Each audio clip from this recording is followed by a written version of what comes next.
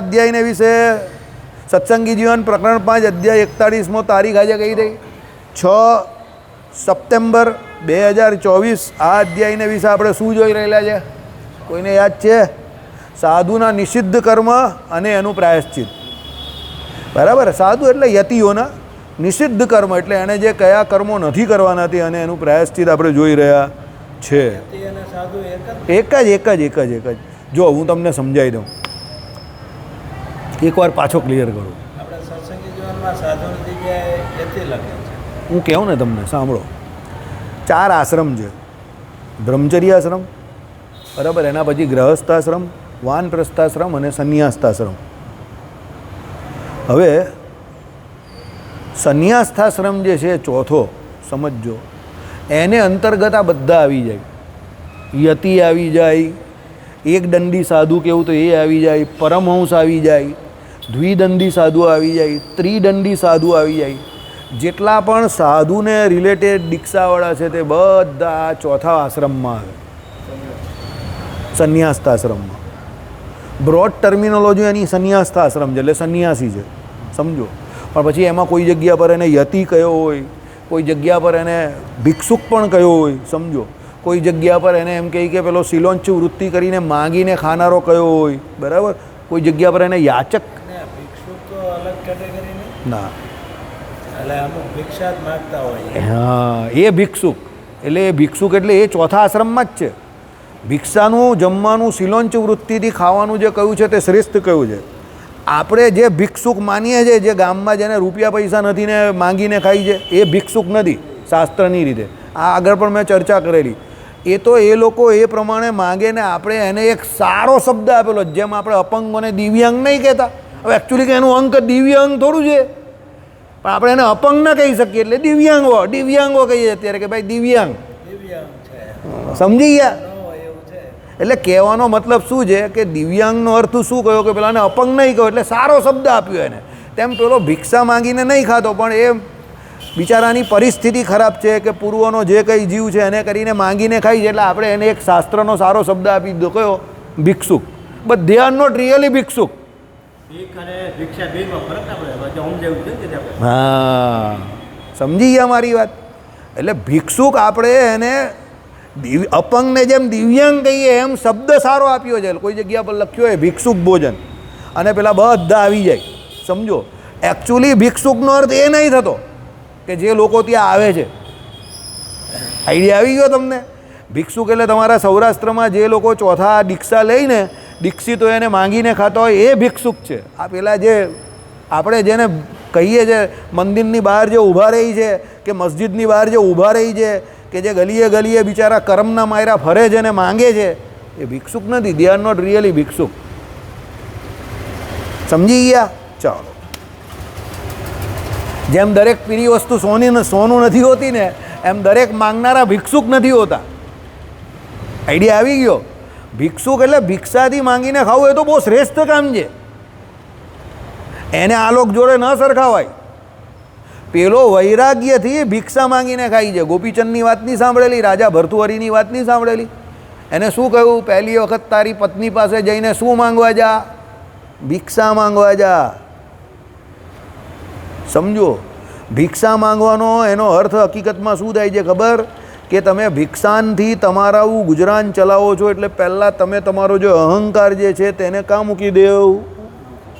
બીજાના ચરણારવિંદને વિશે। દુનિયામાં સૌથી અઘરામાં અઘરું ને કપરામાં કપરું કામ શું છે? કોઈની પાસે માંગીને ખાવું।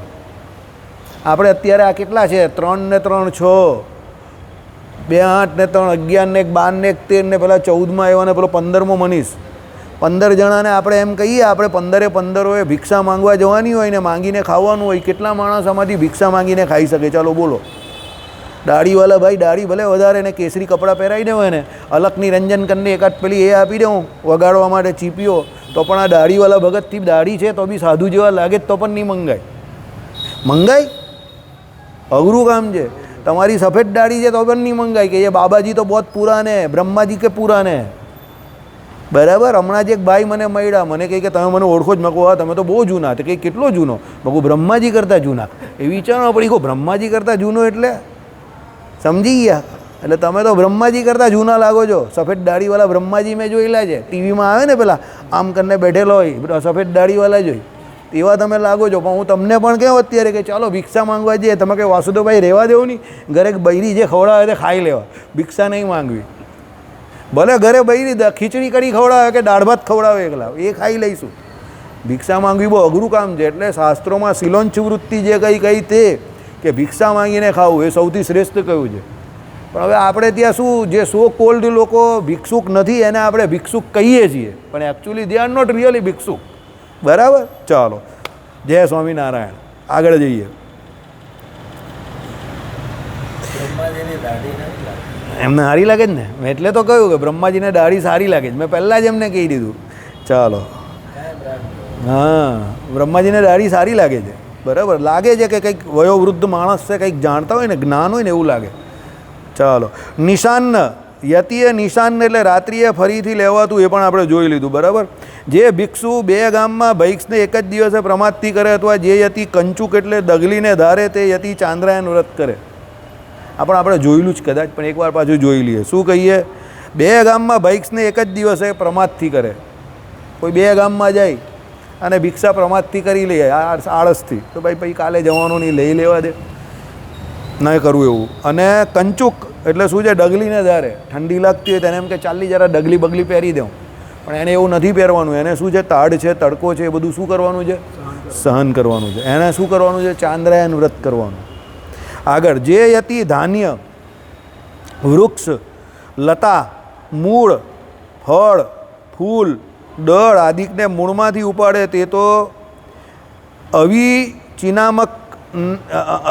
અવિચિનામના નર્કને પામે. એટલે આ પણ બધા માટે જ આ નિયમ. તો કોઈ પણ વસ્તુ જમીન જોડે જોડેલી છે એને આપણે કોઈને પણ ઉખાડીને એનો નાશ કરવાનો અધિકાર નથી, કારણ કે એ આપણે પ્રકૃતિને નુકસાન કરી રહેલા છે. ભગવાન શ્રી કૃષ્ણએ ગીતામાં કહ્યું જે પ્રમાણે કે ભાઈ જે લકડહારો એટલે પેલો જે લાકડા કાપવાવાળો છે એ જંગલમાં જાય છે અને લાકડા કાપે છે અને બપોરે પછી એ લાકડા વેચે છે ને સાંજે એના ઘરમાં ચૂલો સળગે છે, તો એક નજર એવું લાગે કે બહુ મહેનતુ માણસ છે ને બહુ સારો માણસ છે, કે ભાઈ કોઈનું ખોટું તો કરતો નથી. પણ ભગવાન શ્રી કૃષ્ણ કંઈ પ્રકૃતિની દ્રષ્ટિએ જોવા જાવ તો એ કામ બરાબર નથી. કેમ? એ રોજબરોજ લાકડા કાપે છે, એનાથી શું થાય છે? પ્રકૃતિને નુકસાન થાય છે અને આવનાર પેઢી છે એને પછી જંગલો ન મળશે. અને અત્યારે જે આપણી હાલત છે તેવી હાલત થાય. હવે આપણા પછીની હાલત આનાથી વધારે ખરાબ થશે, કારણ કે લોકો જંગલો કાપવા માંડ્યા. એટલે ભગવાન શ્રી કૃષ્ણએ કહ્યું કે પહેલી નજરે જોતાં એવું લાગે કે એ બહુ સારું કામ છે, કે એ મહેનત કરીને કમાઈ છે. પણ જો તમે ભગવાનની દ્રષ્ટિએ કે પ્રકૃતિની દ્રષ્ટિએ જોવા જાવ તો એ કામ બરાબર નથી. એને કંઈ બીજું કામ કરવું જોઈએ કે જેનાથી પ્રકૃતિને નુકસાન ન થાય, કારણ કે એ પેટ ભારણ માટે આજે પ્રકૃતિને નુકસાન પહોંચાડે છે. હવે પેટ ભારણ તો એ કેટલા લોકોનું કરે છે? એ ને એનું કુટુંબ, એટલે બહુ તો 10 જણા કે 4 જણા કે 5 જણા સમજો. પણ પેલું પ્રકૃતિને નુકસાન થાય એ નુકસાનની ભરપાઈ તો આખા જગતને ભોગવવી પડે, આખા સમાજને ભોગવવી પડે. એટલે આમાં આવું છે કે કોઈ પણ વસ્તુ જમીન જોડે, કોઈ પણ ધન ધાન્ય એટલે કોઈ પણ ધાન્ય હોય કે વૃક્ષ હોય કે લતા હોય કે મૂળ હોય, રસ્તામાં હોય તો આપણે કાં નડે છે. પણ ઘણા લોકોને એવી આદત હોય, પેલા હવે અત્યારે ચોમાસામાં તમે જોજો થશે ને પછી હવે નવેમ્બર ડિસેમ્બર મહિનો આવે, કારતક મહિનો ને એવું તો આમ બધું નવું બધું ઉગેલું હોય, તો ઘણા માણસને પેલો વિકૃત આનંદ આવે, પેલા આમ જાય ને બધું તોડીને ઉખેડવા માંડે, પેલો બિલાડીનો ટોપ હોય ને બધું ઉખાડે અંદરથી ખાલી. અરે ભાઈ, એ નેચરલી એના હિસાબે કુદરતી રીતે થયેલું છે, તેને થવા દે ને, તને ઉખાડવાથી શું મળવાનું? તને કાં નડે છે? પણ પેલો ખાલી ઉખાડે, નવડો બેઠેલો એટલે ઉખાડ્યા કરે બેઠો. બરાબર. ઘણા લોકોને એવી આદત હોય. એટલે એવું ના કરવું જોઈએ, કારણ કે એ તમારા તરફથી પ્રકૃતિને થતું નુકસાન છે. એવું ના કરવાનું. એટલે આમાં સાધુઓ અને ત્યાગીઓને તો એ ના જ પાડી છે, કારણ કે એને કેમ વધારે ના પાડી સમજો? કારણ કે એને ભજન કરવાનું છે. હવે ભજન ન કરતો એટલે નવરો બેસે, તો નવરો બેસે એટલે આવા ધંધા કરે. સમજ પડી? એટલે આવા ધંધા ન કરે એટલે એના માટે આ નરક બરકની વાત કરેલી છે. સૂક્ષ્મ જંતુઓ જો આવી ગયું ને, માકણ એટલે આપણે અત્યારે માકડ જે કહીએ છીએ, મચ્છર આદિકને હણે તો યતિ 10 પ્રાણાયામોને કરે. માકડ મચ્છરને મારવાના નહીં તો શું કરે? પેલો યતિ હોય તો 10 પ્રાણાયામ કરે.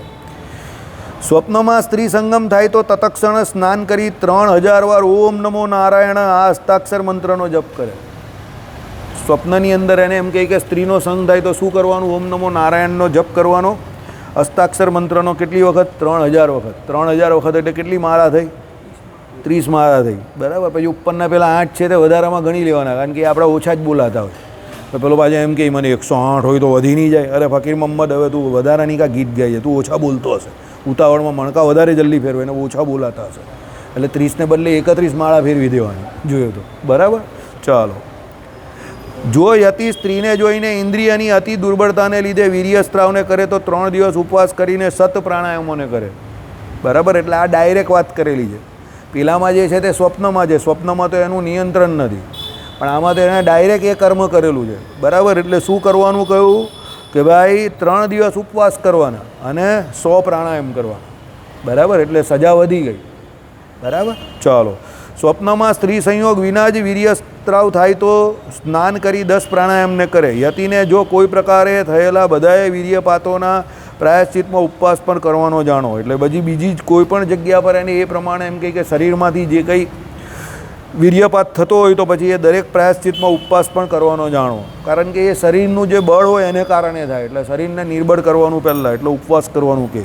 યુવા અવસ્થામાં એટલે વધારે ઉપવાસ કરવાના કયા.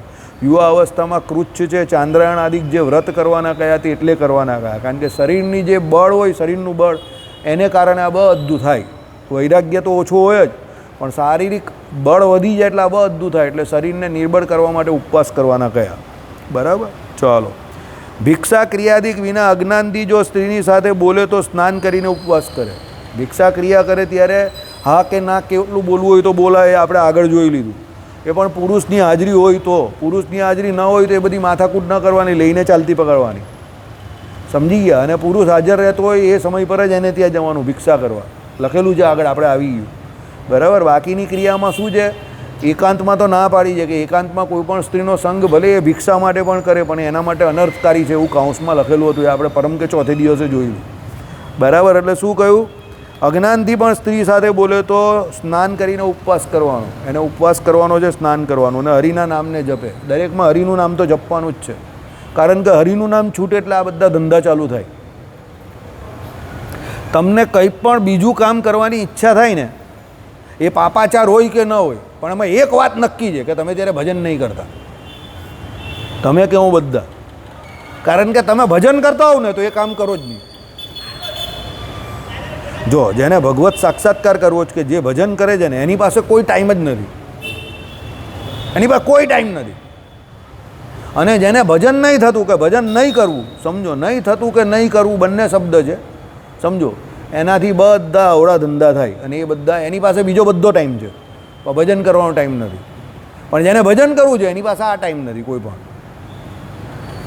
એટલે કોઈ મને એમ કહે કે મને ગુસ્સો આવે છે, કોઈ મને એમ કહે કે મારે આ કરવું છે, કોઈ મને એમ કહે કે પેલું થાય છે, એટલે મને એક જ વસ્તુ પહેલી ખબર પડે, આનાથી ભજન નહીં થતું.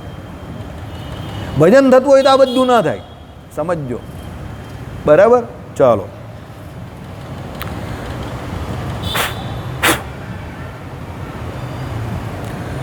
ધર્મનિષ્ઠ યતિએ અકામથી થયેલા સ્ત્રી કથા શ્રવણાદી 7 કે જે બ્રહ્મચર્યના પ્રતિદ્વંદી છે તેમાં એમ જ સ્નાન, 1 દિન ઉપવાસ અને હરિનામ જપ પૃથક પૃથક પ્રાયશ્ચિત કરવું. 7 એટલે ખબર ને તમને? 7 પ્રકારે જે સ્ત્રીનો યોગ કયો ને, એની વાત સાંભળવી, એને પ્રત્યક્ષ જોવી, એની સાથે બોલવું, આ બધી જે 7 પ્રકારનું કહ્યું, બરાબર. એ અને 8મું જે છે તે પ્રત્યક્ષ જે કંઈ કરવાનું થયું તે, એટલે 8માની વાત નહીં કરી, 7માની વાત કરેલી છે. 7 એટલે અકામથી થયેલા. અકામથી એટલે એને કામના નથી અંદર, તો પણ એ સ્ત્રી સંબંધી જે કોઈ કથા શ્રવણાદી 7 કે જે થાય, કે જેના દ્વારા બ્રહ્મચર્યના પ્રતિદ્વંદી છે, એટલે બ્રહ્મચર્ય વ્રતનો ભંગ થાય એવું છે, તો એ દરેક ક્રિયામાં શું કરવાનું છે? એને સ્નાન તો કરવાનું છે પહેલાં, અને 1 દિનનો ઉપવાસ કરવાનો છે, હરિનામ જપ કરવાનું છે, બરાબર. પૃથક પૃથક પ્રાયશ્ચિત કરવાનું, એટલે એક એક જેનો ભંગ થાય તે બધામાં અલગ અલગ કરવાનું. એવું નહીં કે 2 તૂટી ગયા તો 2માં એક જ કરવું. શ્રવણ કરે તો શ્રવણ, અને જોવાય તો જોવાય, તો બંનેમાં એકવાર સ્નાન, 1 ઉપવાસ, અને પેલું જે હરિનામ જપ કરવાનું તે. પછી પેલા બીજામાં બીજી રીતે એમ, પછી 2 થયું હોય તો 1 નહીં કરવાનો. કથા શ્રવણ પણ થયું હોય અને જોઈ પણ હોય તો પછી 2 ઉપવાસ કરવાના, એમ આઈડિયા આવી ગયો. કેમ કે બંને ક્રિયા એક સાથે થઈ જાય. પેલો કે ના, એ બંનેમાં અલગ અલગ, સાંભળવું અને જોવું 2 અલગ અલગ વસ્તુ છે. એટલે સમજી, એટલે લખેલું છે નીચે. શું લખેલું છે? 7 કે જે બ્રહ્મચર્ય તેમાં એક સ્નાન, 1 દિન ઉપવાસ અને હરિનામ જપ પૃથક પૃથક પ્રાયશ્ચિત કરવું. એટલે જુદું જુદું પ્રાયશ્ચિત કરવાનું છે. કેમ પૃથક પૃથક કહ્યું સમજો કે પેલો બીજી વખતે એલર્ટ રહી. આઈડિયા આવ્યો તમને? હવે દાખલા તરીકે એને સંભળાઈ ગયું તો પછી પેલો જોવાય નહીં એ પ્રમાણે પ્રયત્ન કરીને આમ કરીને નીકળી જશે, કારણ કે નહીં તો એક ઉપવાસ ચડી જાય બાજો. આઈડિયા આવ્યો કે ના આવ્યો?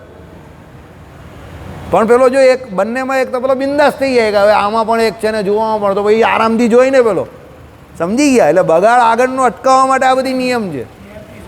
હા, લહેરથી તો જોવાનું નથી, આમાં અકામની વાત કરેલી છે. અકામથી એટલે અનાયાસે, કામનાથી તો જોતો જ નથી, પણ પછી એ અનાયાસે પણ એ બધી વસ્તુઓ ટાળશે, એટલે એ એક્ટિવ રહેશે. એમ સમજો કે મારે આ નથી કરવાનું, એના માટે એક્ટિવ રહેશે. પ્રમાદનો ત્યાગ કરશે, આળસનો ત્યાગ કરશે અને એ પ્રમાણે વર્તશે કે સહેજે સહેજે ભજન થાય. પેલી બધી વસ્તુઓથી ક્રિયાઓથી સહેજે સહેજે દૂર રહેશે. બરાબર? ચાલો, તમને કોઈ પણ ક્રિયાનો એક વખત અનુસંધાન કે અનુભવ થાય ને પછી એ ક્રિયા બહુ સાહજિક થઈ જાય તમારા માટે.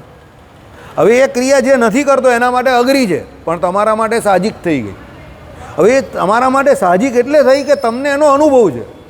એ સાહજિક છે નહીં, પણ તમારા માટે સાહજિક થઈ. કેમ કે તમે એ કર્યું એટલે સાહજિક થઈ.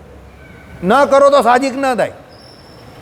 દાખલા તરીકે કોઈ વ્યક્તિ છે તે બહુ ગાળ બોલતો હોય, વાતે વાતે ગાળ બોલતો હોય, સમજો, તો ગાળ બોલવી નહીં એટલે ગાળ ન બોલવી એ એના માટે સાહજિક નથી.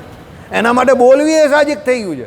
તો એ ગાળ ન બોલવી હોય તો એના માટે એણે ઘણો બધો પ્રયત્ન કરવો પડે કે ભાઈ એ ગુસ્સામાં ગાળ બોલે છે, ખાલી ખાલી ગાળ બોલે છે, વાતે વાતે ગાળ બોલે છે, ખુશમાં ગાળ બોલે છે, ઘરમાં ગાળ બોલે છે, બહાર ગાળ બોલે છે. આ બધું જોવું પડે. પહેલાં બધે જ ગાળ બોલતો હોય, પછી જેમ જેમ એ પ્રયત્ન કરતો જાય તો પહેલાં જેમ સાહજિકતાથી ગાળ બોલતો હતો એમ પછી સાહજિકતાથી ગાળ બોલતો બંધ થઈ જાય. પછી શું થાય? ઓચિંતો કોઈ દિવસ કંઈ બહુ ગુસ્સો આવી જાય કે કોઈ એનું કંઈ બહુ બગાડ્યું હોય ત્યારે જ એને ગાળ નીકળે. એટલે ગાળ જે નીકળી પછી તે ઇમ્પ્રોપર છે, પ્રોપર નથી, એટલે એના જીવમાં નથી, પણ પેલા સંજોગોએ કરીને ગુસ્સે થયો એટલે જ બોલ્યો. આઈડિયા આવી ગયો? પણ પછી ધીરે ધીરે શું થશે? એને એવું અંદર જીવમાં થયું કે ગાળ તો કદાપી ન બોલવી, મહારાજની આજ્ઞા છે. તો ગુસ્સો પણ થશે ને તો ગાળ નહીં બોલશે. મેં એવા માણસ જોયા છે જે બહુ ગુસ્સો કરે ને તો પણ ગાળ નહીં બોલે, પણ એવા શબ્દો બોલે કે તમને હસવું આવે. સમજો? પછી આપણે થઈ ગયા પછી કહી કે જો હું અપશબ્દ બોલતો નથી એટલે આવા શબ્દ બોલું જ, પણ મારા માટે આ શબ્દ પણ બહુ ખરાબ છે કે જે હું તારા પર પ્રયોગ કરી રહેલો છું, એટલે હું બીજી વખત ના બોલું એવો પ્રયત્ન કરજે. એટલે સમજી ગયા? એના માટે એ જે બોલ્યો એ એના માટે હાઈટ છે. એટલે હવે તમે એને હેરાન નહીં કરો, નહીં તો એ એનાથી વધારે ગુસ્સામાં આવશે. એમ એવું કહેવા માગે છે. પણ જે રોજ કામ ધંધામાં બધી જ રીતે ગાળ બોલતો હોય, હસવામાં ગાળ બોલે, રડવામાં ગાળ બોલે, દરેક ક્રિયામાં ગાળ બોલે, તો એના માટે ગાળ કંઈ છે જ નહીં. એ તો આમ જ ગાળ બોલે છે. રસ્તામાં ગાળ બોલે, ટ્રેનમાં ગાળ બોલે, ઘરમાં ગાળ બોલે, ધંધામાં ગાળ બોલે, બધે જ ગાળ બોલે છે. સમજો? સમજ પડી કે ના પડી? એટલે એના માટે એ રોકવું બહુ અઘરું થઈ જાય, પછી કપરું થઈ જાય. પછી એણે બહુ ધ્યાન આપવું પડે કે ના, મારાથી વાતે વાતે ગાળ ન બોલાવી જોઈએ. સમજી ગયા? એટલે ઘણા લોકો જોજો ડ્યુરિંગ કન્વર્ઝેશન પણ ગાળ બોલતા હોય. કન્વર્ઝેશન એટલે ખબર ને, તમે વાત કરતા હોય ને તો કઈ વાતમાં કઈ હોય નહીં તો પણ ગાળ બોલે. કરીને પછી આમ આપે, કરીને પછી પાછી આવે. કે તમને થાય આ વાતમાં કંઈ ગાળ બોલવા જેવું હતું, પણ એને ખબર જ નથી કે એ ગાળ બોલે છે. એને એ સાહજિક થઈ ગયું. ટ્રેનોમાં તમે જોજો, રેલવે સ્ટેશન પર જોજો, બસ સ્ટેન્ડ પર જોજો, શાકભાજી માર્કેટમાં જોજો, કોઈ પણ જગ્યા પર બે માણસ બેઠેલા હોય તો ખાલી ખાલી ગાળ બોલે, કોઈ પ્રાયોજન વગર ગાળ બોલે. કેમ? સાહજિક થઈ ગયું. અને આપણા ગુજરાતમાં એનું ચલન જરા વધારે છે અને સાઉથ ગુજરાતમાં સૌથી વધારે છે. હા, એકાદ એક ફ્રી બી આપે તમને. ને અમુક તો એવી ખતરનાક ગાળ બોલે ને કે તમને વિચાર આવે કે આ કેવી ગાળ બોલી ગયો. બરાબર? એટલે એવા યુનિવર્સિટીવાળા ટોપર બી હોય એમાં પાછા કે એવી ગાળ આપે. બરાબર? કે ખતરનાક ગાળ, તમે એનો અર્થ કાઢો તો એવી ખતરનાક ગાળનો અર્થ નીકળે કે તમને કોઈ દિવસ વિચારવામાં નહીં આવેલી હોય. ડિક્શનરીની બહારની ગાળ હોય. બરાબર? માસ્ટર ઓફ ઓલ હોય. ચાલો, કામથી એકવાર, જો હવે કામનું આવ્યું, પેલું અકામનું આવ્યું ને, હવે કામથી આવ્યું. કામથી એકવાર આ સ્ત્રી કથા શ્રવણાદિ સાતમાંથી એકને પણ યતિ જો કરે તો તપ્ત કૃચ્છ વ્રતને હરિના નામ જપપૂર્વક કરે. જો સજા વધી ગઈ ને, કારણ કે અહીંયા કામના છે. એટલે આપણે વારંવાર કહીએ છીએ સનાતન સંસ્કૃતિ જે છે તે કર્મ પર જાય છે, એના કરતાં વધારે કર્મ કયા ભાવથી કર્યું એ ભાવ પર વધારે જાય છે. યાદ રાખજો, સનાતન સંસ્કૃતિની જેટલી પણ કલમ લાગે છે એ બધી કલમમાં તમારો ભાવ પહેલાં જોવાય છે. ભાવ જોયા પછી એનો પ્રાયશ્ચિતનો જે અર્થ જે છે તે કરેલો છે શાસ્ત્રજ્ઞોએ. તમારો ભાવ શું છે એવું છે. કાયદામાં પણ એવું જ છે. તમે કયા ભાવથી એ વ્યક્તિ જોડે શું કર્યું પેલો વકીલે સાબિત કરવાના પ્રયત્નમાં જ હોય કે આ ભાઈ અજાણતામાં થયું છે એટલે સજા ઘટી જાય તમારી. બરાબર. ગુનાહિત પ્રવૃત્તિ ધરાવતો માણસ, તેની વૃત્તિ જ ગુનાહિત છે, તો પછી એને માફ નહીં કરે. પછી rarest of the rare, rarest of the rare એટલે કોઈ બીજા કરે નહીં એવું કૃત્ય અને અધમ કૃત્ય કરેલું છે એટલે એની સજા શું છે? સજા એ મોત, ફાંસી, ટુ બી હેંગ ટિલ ડેથ. બરાબર. એટલે શું છે, આપણે ત્યાં ભાવ જોવાય છે, ભાવના. શાસ્ત્રોમાં જોજો આમાં શું એનો ભાવ ખોટો છે. એણે કામ ભાવથી સ્ત્રીને વિશે જોયું છે કે શ્રવણ કર્યું છે કે એને કાનમાંથી કંઈ સાંભળવા કે બધા પ્રયત્ન જે કંઈ સાથે સાત બાજુના કરેલા છે. હા, સમજો. એટલે એને તપ્ત કૃચ્છાદિક જે કોઈ વ્રત કરવાનું કહી દીધું ડાયરેક્ટ. પેલામાં શું છે, બહુ સરળ સજા હતી. પેલામાં તો ખાલી એ સજા હતી કે સ્નાનને એક દિવસનો જ ઉપવાસ. આમાં તો આખું વ્રત કહી દીધું. કેમ? એનો ભાવ ખોટો છે. હવે પેલો આખો કૃચ્છ વ્રત કરશે, તપ્ત કૃચ્છ આખું વ્રત કરશે એટલે હાવ ઢીલો પડી જશે, એટલે બીજી વખત એ કામ ના કરે એટલે એની સજા મોટી છે. સમજી ગયા? કાયદે મેં રહોગે તો ફાયદે મેં રહોગે. સમજો, કાયદો તોડો એટલે પછી જય સ્વામિનારાયણ, આ પ્રમાણે સજા વધી જાય. બરાબર. ચાલો, હવે આઠમાનું આવ્યું. મેં તમને કહ્યું ને 7 જે છે તે આખા અલગ છે ને 8મું જે છે તે ડાયરેક્ટ. તે સાંભળો. 8મો સ્ત્રી સંગ ક્રિયા નિષ્પત્તિરૂપ સાક્ષાત જો થાય તો યતિ વનમાં જઈને લિંગનું ઉચ્છેદન પોતે જ કરે. લિંગનું, લિંગ લિંગ. હા, સમજો. હવે આગળનું આવશે એમાં, હવે બાકી હશે કંઈ ને કંઈ. સમજો. બરાબર. પહેલાંના સમયમાં સજાઓ બી બહુ કડક થતી હતી. બરાબર. શું લખ્યું સાંભળો.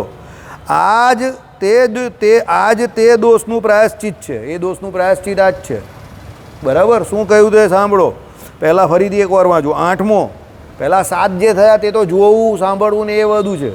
એટલે એમાં તુપ્ત કુચ્છાદિક વ્રત જે કરી નાખ્યું તપ્ત કૃચ્છ એમાં પૂરું થઈ ગયું. પણ આમાં શું છે? સ્ત્રી સંગ ક્રિયા નિષ્પત્તિરૂપ. ક્રિયા નિષ્પત્તિરૂપ એટલે ક્રિયા કરી. પેલામાં જોવું કે એમાં ક્રિયા નથી. ક્રિયા છે પણ ડાયરેક્ટ વાળી ક્રિયા નથી. આંખથી જોવું, કાનથી સાંભળવું એ છે. આમાં સ્ત્રી સંગ ડાયરેક્ટ થયો છે. બરાબર. એટલે શું લખ્યું? ક્રિયા નિષ્પત્તિરૂપ સાક્ષાત જો થાય એટલે એણે સાક્ષાત ક્રિયા કરેલી છે. સ્ત્રી સંગ જે આપણે કહીએ તે જ. હું આ શબ્દ એટલે વાપરું છું કે લોકોને સમજ પડે, નહીં તો લોકોને સમજ જ નહીં પડશે કે આ 8મું શું કહ્યું છે. ઘણી વખત શું હોય કે ઘણી બધી વસ્તુ વક્તા કહેવા ન માંગતો હોય પણ એને એ જોરાવરે કરીને કહેવી પડે, નહીં તો એમાં શાસ્ત્રમાં એ શબ્દનો અર્થ શું થયો એ અર્થ લોકોને ખબર ન પડે. અને અર્થ ન ખબર પડે તો અહીંયા બેસવાનો કોઈ મતલબ જ નથી. સમજો. એટલે ઘણા લોકોને એવું કે અહીંયા બેઠા બેઠા આવી વાત કરે છે. અરે વાત નહીં, પણ એનો અર્થનો મર્મ જ નહીં ખબર પડે તો અહીંયા બેસવાનો કોઈ મતલબ નથી. તમારો કે મારો બેઉનો નહીં, આપણે એ સમજવા જ અહીંયા બેઠા છે. સમજવાનું હોય ને સમજાવવાનું હોય. પછી તમે કંઈ સમજ્યા નહીં ને હું કંઈ સમજાઈ નહીં શક્યો અને વાત મેં ગબડાઈ દીધી તો પછી એનો મતલબ કાં કહી રહ્યો. પછી સાહેબનું પૂછવાનું કંઈ નહીં થાય ને મારું કંઈ બોલવાનું ન થાય. પછી હું કહું ના ના આવી તો અહીંયા વાત ન થાય, ના ના જવા દો તો પછી અહીંયા બેવાનો કોઈ મતલબ નહીં. સમજો. હું તમને એટલે વારંવાર કહું છું, દુનિયામાં જે કોઈ બદી છે કે શાસ્ત્રોમાં પણ જે કોઈ બદીઓનું વર્ણન આવે છે એને વાંચવાથી કે એનું વર્ણન કરવાથી ડરવાનું નથી, એનાથી દૂર રહેવાનું છે, ડરવાનું નથી. ઘણા લોકો કંઈ હાય હાય હોય હોય આવી વાત કરે છે. અરે આવી વાત કરે છે પણ બોલનારો કોણ છે એ તો જો, લખનારો કોણ છે એ તો જો. કોઈ કામી વ્યક્તિ કે કોઈ એવો વ્યક્તિ થોડો છે કે તમને વિષયમાં જોડવા માટે આ બધું લખે છે. કામથી બચવા માટે, ભગવાનમાં વૃત્તિ જોડવા માટે પ્રાયશ્ચિત રૂપે આ બધું લખેલું છે. તો એ તો વાંચવું જ પડે ને તમારે ને મારે, અને સમજવું જ પડે. હા, બધા સંતો. આ તો સત્સંગી જીવનની કથા છે આખી. હા હા હા, બધા સંતો માટે છે આ. દરેક માટે લાગે. જેટલા યતિ હોય, જેટલા પણ ચતુર્થ આશ્રમમાં છે તે બધાને આ લાગે છે. સમજો. બરાબર. એટલે એમાં લખેલું છે શું? 8મો સ્ત્રી સંગ એટલે ક્રિયા નિષ્પત્તિ રૂપ સાક્ષાત જો થાય તો યતિ વનમાં જઈને લિંગનું ઉચ્છેદન પોતે જ કરે. એટલે લિંગ કાપી નાખવાનું છે. આ વાત પહેલાં રાકેશભાઈ કરતા હતા અમારી સભામાં તો લોકો હસતા હતા. હું તો ક્લિયર કટ કહું છું. બરાબર, કારણ કે એ ભાઈની કહેવાની રીત જરા બીજી રીતની હતી, બરાબર. પણ હવે એ વાત ખરી કરતા હતા, સમજો, પણ લોકો હસતા હતા. હવે અત્યારે બધા બેઠેલા છે, ત્યારે અમારી સભામાં બધા બહુ છોકરાઓ જેવા અને નાના લોકો આવતા હતા એટલે હસતા હતા. હવે અત્યારે બધા જે બેઠેલા જ તે મેચ્યોર છે, મોટા છે, એટલે હસવા જેવું તો કંઈ છે નહીં આમાં. પણ એ આવી રીતે કહેતો હતો ત્યારે બધા હસતા હતા. પણ એમાં હસવા જેવું નથી, એ શાસ્ત્રોમાં લખેલું છે કે આનું કોઈ પ્રાયશ્ચિત નથી. આ જ એક વસ્તુ કરાય, બીજું કોઈ પ્રાયશ્ચિત નથી. હા, લખેલું છે એમાં પાછું, આ જ તે દોષનું પ્રાયશ્ચિત છે. બરાબર, સાંભળો. અનંતર અનુતાપપૂર્વક સ્વકર્મ સ્ત્રી સંગ આચરણ રૂપને લોકમાં પોતાને મુખે જ પ્રખ્યાપન કરતો થકો ફળ મૂળ ભક્ષક જીતેન્દ્રિય થઈને સદા તીર્થોમાં વિચરે. પાછું આખા ગામમાં એણે કહેવાનું જાતે પોતાના મુખથી જ કે મારાથી આ કામ થઈ ગયું છે, એટલે એના પ્રાયશ્ચિત રૂપે હું અત્યારે હવે વિજીતેન્દ્રિય થઈને તીર્થોમાં વિચરું છું. એટલે એણે પોતે જ એનું પાપ કહેવાનું છે, ત્યારે એના પાપનું પ્રાયશ્ચિત થાય. આપણે લોકો દુઃખી થઈએ એનું કારણ ખબર છે શું છે? તે શું છે ખબર છે? હે, શું છે? બોલો બોલો સરદારજી, આપ બોલીએ. આપણે શું કરીએ છીએ? આપણે દુઃખી કેમ વધારે થઈએ? બોલો બોલ મનીષ, બોલો બોલો. સાચી વાત, એકદમ બહુ સાચી વાત છે. એ નહીં, એ કે એમાં તમને સમજવી પડશે, પણ એ સાચું બોલ્યા છે. આપણે ઉલટું કરીએ છીએ. એકચ્યુઅલ વસ્તુ શું છે સાંભળો. આપણે જે પાપ કરીએ ને એ પાપને જાહેર કરી દઈએ ને, સમજજો, તો એ પાપનું આપણું ઘણું બધું પ્રાયશ્ચિત થઈ જાય છે. એનું ફળ આપણે ઘણું બધું ઓછું ભોગવવું પડે. આપણે જે પુણ્ય કરીએ ને એને આપણે જાહેર ન કરીએ ને તો એ પુણ્યનું ફળ એનું ફળ આપણે બહુ સારું મળે. પણ આપણે ઉલટું કરીએ છીએ. આપણે કંઈ સારું કરીએ, પુણ્ય કરીએ ને તો એના માટે તકતી લગાવીએ, લોકોને જણાવીએ. લોકો આપણે પુણ્યશાળી વ્યક્તિ તરીકે ઓળખે એના માટે આપણે પૂરો પ્રયત્ન કરીએ કે હું આ કરું છું, હું તે કરું છું, ફલાણું કરું છું, ઢીમકું કરું છું, તું મને ઓળખે છે, હું આ વ્રત ધારણ કરું છું, પેલું વ્રત ધારણ કરું છું, એમ કરીને આપણે લોકોને આપણે જે સારું કરતા હોઈએ, પુણ્ય સત્કર્મ કરતા હોઈએ કે પુણ્ય કર્મ કરતા હોઈએ એની એડવર્ટાઇઝ કરીએ, જે કરવાની જરા પણ જરૂર નથી. એ ગુપ્ત રાખવાનું છે. અને આપણે જે પાપ કરીએ એને આપણે ગુપ્ત રાખીએ, જે જણાવવાથી આપણું પ્રાયશ્ચિત થાય છે. એટલે આપણું પાપ કર્મનું ફળ ઘટે છે, તે આપણે એ છુપાવી રાખીએ છીએ. આઈડિયા આવી ગયો? હા, એટલે પાપ એ અલગ હતું. એ પાપ પ્રકાશ એટલે શું હતું કે એ ટાઈમ પર એના પાપનું ફળ મળતું હતું. એ જેસલ તોરણના આખ્યાનમાં એવું છે. આમાં ઉલટું છે. આમાં શું છે? તમારા પાપનું તમારે પ્રકાશન એટલે તમે જાહેરમાં જણાવવાનું. એટલે અહીંયા શું કહ્યું તે સાંભળો. સ્ત્રી સંગ આચરણ રૂપને લોકમાં પોતાને મુખે જ પ્રખ્યાપન કરતો થકો, એટલે બીજા દ્વારા નહીં, પોતે જ કરે, કરતો થકો ફળ મૂળ ભક્ષક. ફળ મૂળ ભક્ષક એટલે શું? જે ફળ છે એને તો એ ભક્ષક કરી નાખ્યું.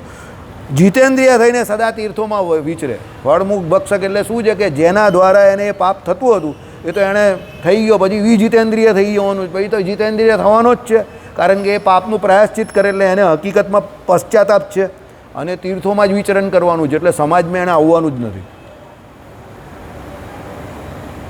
બરાબર, એટલે એને હકીકતમાં પશ્ચાતાપ છે તો એ આ કામ કરે ને. બરાબર, સમજો. હવે તમને લાગે કે પહેલાંના સમયમાં કોઈ વ્યક્તિ બહુ મોટો પાપ કરતો હતો તો પણ એનો છેલ્લે મોક્ષ કેમ થઈ જતો હતો?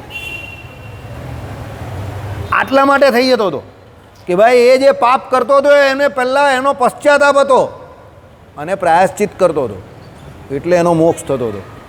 આપણો કેમ નહીં થાય? આપણે એનો પશ્ચાતાપ નથી એટલે પ્રાયશ્ચિત નથી કરતા, એટલે પછી એ કર્મ જે છે તે આપણે બીજા જન્મમાં શું કરવું પડે? ભોગવવું પડે. એટલે આપણે અહીંયા પેલા મારા સાહેબે કહ્યું એ પ્રમાણે વાય એમ આઈ હિયર, આપણે અહીંયા કેમ છે તો એટલે છે. સમજી ગયા? કારણ કે આપણા પાપ કર્મો જે છે એની સજા ભોગવીએ ને આપણે અત્યારે, એના માટે પણ આપણે આ જન્મ મળેલો છે. અને પુણ્ય કર્મ છે એની પણ આપણે જે ભોગવી રહેલા છે અત્યારે, એટલે આ જન્મ આપણો એટલે થયેલો છે. એટલે વાય એમ આઈ હિયર, તો આ કારણથી આપણે અહીંયા છે. આપણા પાપ અને પુણ્ય કર્મ જે છે એનાથી જે આપણું આખું સંચિત કર્મ, એમાંથી આપણું જે ભાગ્ય બન્યું એ ભાગ્ય અત્યારે આપણે ભોગવવા માટે અત્યારે ભેગા થયેલા જ બધા. અને અત્યારે પણ આપણે જો ઉલટા જ ચાલીએ જ, સારું કરીએ તો આખા ગામને ઢીંઢેરો પીટીએ જ, મારું આ જોજો, મારું પેલું જોજો, મારું પેલું કરજો, આપણે આમ કરીએ જ પેલું કરીએ જ, એડવર્ટાઇઝ કરીએ જ, અને ખરાબ કરીએ તો આપણે કોઈને જણાવતા નથી, અને ઉલટાનું કોઈ બીજો બોલતો હોય તો આપણે એનો વિરોધ કરીએ જ જોરદાર. બીજાએ પણ બોલવું ન જોઈએ. એકચ્યુઅલી કોઈની નિંદા કરવાનું આપણે કઈ કામ છે? That is none of our business. એ આપણું કામ નથી. આપણે આપણું જ જોવાનું હોય. બરાબર? એટલે હું તમને વારે વારે કહું છું, ગામને સુધારવા કરતાં પોતે સુધરવું બહુ જરૂરી છે. ગામને સુધારવાની ચિંતા નહીં કરવાની આપણે. ગામ સુધરે કે બગડે એનાથી તમને કંઈ ફેર નહીં પડતો. આપણે સુધરવાની જરૂર છે. હમણાં હું એક વિચાર કરતો હતો અદ્વૈત વેદાંતનો. અદ્વૈત વેદાંતમાં 2 સિદ્ધાંત છે, એક જીવવાદ અને બહુ જીવવાદ. બહુ વિચિત્ર વાત છે આ. બંને રીતે એ ખોટો પડે જ કહી છે. સાંભળો, જો એક જીવવાદ હોય તો એક જીવ હોય, બરાબર? હવે એક જીવ કોઈ પણ કર્મ કોઈ કરે તો એને પુણ્ય કે પાપ બંનેનું ફળ એકને જ મળે. તો એવું તો બને નહીં કે પુણ્ય કરતો હોય તો એ જોઈને, બરાબર? અને બહુ જીવવાદ હોય ખરો, સમજો, એટલે એક જ ભગવાન બહુજીવ રૂપે થયા હોય તો એમાં પણ એ જ ગડબડ થઈ જાય. કારણ કે પેલા બધા પાપ કરે તો એની સજા પેલા ભગવાનને જ થાય, કે પેલાની સજા પેલાને, કે પેલાની સજા પેલાને થઈ જાય. બરાબર? તો એક જીવવાદ પણ ખોટો છે અદ્વૈત પ્રમાણે, ને બહુજીવવાદ પણ ખોટો છે. કારણ કે એ લોકો માને શું છે? મૂળ પરબ્રહ્મ, એટલે મૂળ જે ભગવાન જે છે, બ્રહ્મ જે છે, એ લોકો ભગવાન કહેતા જ નથી. એ બ્રહ્મ જે છે એના રૂપે પેલા જીવ થાય છે. સમજો, હવે એક જીવ હોય કે બહુ જીવ હોય, બંનેમાં ગડબડ છે. આઈડિયા આવ્યો? ત્યારે વિશિષ્ટ અદ્વૈતમાં એ ગડબડ કદાપી નહીં થાય. કારણ કે એ જીવ જે છે તે પહેલેથી જુદો જ છે, અને પરમાત્મા પણ જુદા જ છે અનાદિકાળથી. એટલે તમારું કરેલું કોણે ભોગવવાનું? તમારે ભોગવવાનું. અને ભગવાન તો એવું કંઈ કરતા જ નથી કે જે એને ભોગવવું પડે. કારણ કે એને તો કર્મ લાગતું જ નથી. તો કર્મ લાગે કોને છે? આપણે લાગે છે. તો કર્મનું ફળ કોને મળે? આપણે મળે. એટલે સારા કર્મનું ફળ આપણે મળે, ખરાબ કર્મનું ફળ આપણે મળે. પણ એ આપનાર કોણ? તો પેલા ભગવાન. પણ અદ્વૈત પ્રમાણે તમે એ સેટ નહીં કરી શકો, એક જીવવાદ ને બહુ જીવવાદ પ્રમાણે. ભગવાન જ આપે. એ તો આપે જ ને, તો માને જ છે ને. સર્વ કર્મ ફળ પ્રદાતા ઈશ્વરને તો એ માને જ છે ને. એ લોકો શું માને? તમે સાંભળો, એ લોકો કહે કેવી રીતે? ઉલટી રીતે કહે કે ભાઈ એ બ્રહ્મ જે છે એને અજ્ઞાને કરીને જીવ કોટીમાં આવેલો જ નહીં, એ દુઃખને પામે છે એના અજ્ઞાને કરીને. હવે બ્રહ્મ જે છે એકચ્યુઅલી એ બ્રહ્મ છે, તો ભાઈ એને અજ્ઞાન કઈ રીતે લાગે? બંને વિરોધાભાસી શબ્દ છે ને. બ્રહ્મને પછી અજ્ઞાન કેવું? સમજો. અને એ બ્રહ્મ પોતે જ અજ્ઞાને કરીને પોતે પોતાને જીવ માની લે બદ્ધ દશામાં. આવું માને છે એ લોકો. અદ્વૈતીઓમાં આ ગરબડ છે. આપણે શું કહીએ છીએ કે જીવ અને ભગવાન બંને કેટેગરી અલગ છે, અને આપણે અજ્ઞાન શક્ય કેમ છે? જ્ઞાન જે છે તે તો આપણું સ્વરૂપ છે જ, પણ આપણે અજ્ઞાન રૂપ માયા છે એનો સંગ કરીને એવા થઈએ છીએ. પણ પાછો ભગવાનનો સંગ કરીએ તો આપણું જ્ઞાન સ્વરૂપ ઓરિજિનલ મુક્ત દશામાં આપણે પ્રાપ્ત થાય છે ને. અને અહીંયા પણ એ લોકો શાંતિથી જીવે છે ને. જે લોકો ભજન કરનારા છે, પોતાના સ્વરૂપને, ભગવાનના સ્વરૂપને જાણે છે, શાંતિથી જીવે જ છે એ લોકો. અને પોતાને પ્રારબ્ધ કરીને જે કંઈ શારીરિક કે માનસિક કે આર્થિક જે કોઈ સુખ દુઃખ પડે એનો સ્વીકાર કરે છે એ લોકો. કેમ? એ જાણે છે કે કર્મ ફળ પ્રદાતા ઈશ્વર અલગ છે, હું અલગ છું. મને મારા કર્મના ફળ રૂપે જે પરમાત્મા ફળ આપતા હશે. એટલે એ વિચારો શાંતિથી એને ભોગવી લે છે. એ તો ઉલટી, આપણે ત્યાં તો ઉલટું છે. વૈષ્ણવ તો એવું કહે છે ભગવાનને કે જે મારી પાસે ભોગવાવું હોય તે ભોગવાઈ દેજો અને પૂરું કરજો, પણ તમારી સેવામાં લઈ જજો. જો બાકી રહી જશે તો મારે પાછું આવવું પડશે. એટલે વૈષ્ણવ તો પોતાનું દુઃખ દૂર થાય એના માટે પણ ભગવાનને પ્રાર્થના નહીં કરતા. સમજો, બહુ ઉલટી ગણતરી છે આ બધી. એ શું કહે કે ભોગવવાનું તો છે જ, તો શરીર એકને જ ભોગવવાનું છે ને. તો આ શરીર અત્યારે છે ને, તો ભોગવાઈ નાખો ને, પૂરું થાય. પછી તો તમારી સેવામાં જઈશું ને, તો પછી તો દિવ્ય શરીર મળી જશે. તો પછી તો આ લોચા નહીં રહેશે ને કંઈ. તે પૂરું કરી નાખો. વૃંદાવનમાં એવા ઘણા સાધુ હોય જેને અંતકારમાં ઘણી બધી તકલીફ હોય, તો બીજા કંઈ ઠાકોરજી કો પ્રાર્થના કરું, પેલો નહીં નહીં નહીં મત કરના. તો કંઈ ક્यों નહીં કરું? અરે જો भी है ये नाश्वर देश से निकल जाता है तो निकल जाओ, जैसी ठाकुर जी की इच्छा. लेकिन ये शरीर जब भी जाएगा तो वो तो भगवान के पास ही, भगवान के धाम में ही जाएगा ना. तो अभी शरीर की क्यों चिंता करते हो? थोड़ा बहुत कष्ट है तो होने दो, भगवान में वृत्ति बनी रहेगी, वरना शरीर में वृत्ति रहेगी. એમ કરીને લોકો ના પાડે છે. ને આપણે ત્યાં શ્રીજી મહારાજે ઇનડાયરેક્ટ શબ્દમાં લખેલું છે, કોકને સૂડીએ ચડાવાતો હોય અને સામે ભગવાન ઊભા રહેલા હોય તો પણ એવો સંકલ્પ કરે નહીં કે ભગવાન મને બચાવે. એટલે પ્રારબ્ધમાં જે કંઈ દુઃખ હોય તે પણ શાંતિથી આંખ મીચીને ભોગવી લેવાનું. આવું શ્રીજી મહારાજે કહ્યું છે. પણ આપણે લોકો એ માનતા નથી. કેમ? કારણ કે આપણે બધા ગુલશન કુમારના દીકરા છે. તમે કોઈ અહીંયા ગુલશન કુમાર ક્યાંથી આવી ગયો? દિલ હૈ કે માનતા નહીં. આપણું દિલ માનતું જ નથી કે આપણે દુઃખી થઈએ. બરાબર? ગુલશન કુમાર તો પહોંચી ગયો, પણ એ ગાયન એવું છોડી ગયો છે કે આપણું દિલ માને જ નહીં ને આપણે દુઃખી થઈએ. એટલે વાતે વાતે આપણે કોની પાસે જઈએ? ભગવાન પાસે, કે મારું કષ્ટ દૂર કર. ભગવાને ઓનલાઈન શોર્ટમાં લખી દીધું છે. હવે સૂડીનું દુઃખ આવે એટલે તો શું થયું? શરીર જ પડી જવાનું. તો શરીર પડી જવાનું હોય તો પણ ભગવાનની પાસે એવું માંગવાનું નહીં કે મારું આ કષ્ટ દૂર કરો. પણ આપણે તો પણ શું છે? આએગા બાબા આએગા, તેરા નંબર બી આએગા એમ કરીને ભગવાન પાસે જઈએ જ. બરાબર? આ સમજણમાં ફેર છે. મોટા પુરુષ કેમ કહેવાય છે એ સમજો. પુસ્તકમાં જ કહેવાય છે એવું નથી હોતું માય ડિયર ફ્રેન્ડ. એ લોકોના જીવનમાં એ પ્રમાણે આચરણો એટલે એ મોટા પુરુષ કહેવાય. તમે જાતે એવું લોકોને ઇન્સિસ્ટ કરાવો કે હું મોટો પુરુષ છું, મને મોટા પુરુષ કહેવો બધા, મને કેમ તમે ઓળખતા નથી કે હું મોટો પુરુષ છું? તો એમ મોટા પુરુષ નહીં થવાતું. મોટા પુરુષ તમારા કહેવાથી કોઈ તમને ન કહેશે, તમારું આચરણ જોઈને સામેવાળો કહેશે કે આ મોટા પુરુષ છે. પેલા પ્રેમાનંદ સ્વામી જાતે વિડીયો ફેરવે જ બધા. સોશિયલ મીડિયા પર સૌથી વધારે ધર્મના વિડીયો પ્રેમાનંદ સ્વામીના ફરે છે. બરાબર છે ને? સૌથી વધારે વિડીયો નાનામાં નાની રીલ્સ જે છે પ્રેમાનંદ સ્વામીની ફરે છે. તો એ જાતે ફેરવે જ બધા વિડીયો એને, કે એ એટલા એક્ટિવ માણસ છે. એના સંદેશા અને એનું આચરણ સાદા સરળ ભાષામાં એમણે જે ધર્મ વિશે વાત કરી છે, ભગવાનની ભક્તિ વિશે જે વાત કરી રહેલા છે એ લોકોને સમજ પડે છે, લોકોને ગમે છે. એટલે એની રીલ્સ હાઈએસ્ટ ફરે છે માર્કેટમાં. એમણે એના જીવનમાં જે ઉતારવાવાળા ગમે તો ઉતારે તો બધા બહુ લોકો છે, પણ બધાની કેમ નહીં ફરતી? સમજો, એમનું એવું આચરણ છે. મોટા મોટા એને સામેથી મળવા કેમ જાય છે? કારણ કે એ ભાઈનું એવું આચરણ છે. 40 વર્ષની તપશ્ચર્યા છે, 2 કિડની ફેલ છે એની, તો પણ એ ભાઈ 18 વર્ષથી એમને એમ વગર 2 કિડની ફેલ છે તો પણ જીવે છે ભગવાનના ભજનના પ્રતાપથી. એટલે લોકો એની પાસે જાય છે. કેમ? આચરણ છે માય ડિયર. બાકી રીલ્સ તો બધા બહુ બનાવે છે, રોજ બનાવે છે, ઘરમાં બેઠા બેઠા બની જાય. પણ એની રીલ્સ કેમ લોકો સાંભળે છે? એનું આચરણ છે માય ડિયર ફ્રેન્ડ. એ કે એવું કહેતા નથી કે ફેરવો, એ તો ફરતી થઈ જાય. તમે કોઈ પણ કર્મ કરો ને, સમજો, તમે એ કર્મ એની પરાકાષ્ઠા પર પહોંચે ને એટલે એનું ફળ ભગવાન ઓટોમેટિક તમને આપે. બાકી એ પહેલાં તમે ગમે એટલો પ્રયત્ન કરો કે મને લોકો ઓળખે, મને લોકો માનતા થઈ જાય, મને લોકો સાધુ માને, મને લોકો આમ માને, કંઈ થાય નહીં. એ કર્મ એની પરિપાક અવસ્થામાં પહોંચે એટલે ફળ ઓટોમેટિક ભગવાન જ દે. બરાબર? શ્રીપતિમ શ્રીધરમ સર્વદેવેશ્વરમ ભક્તિધરમ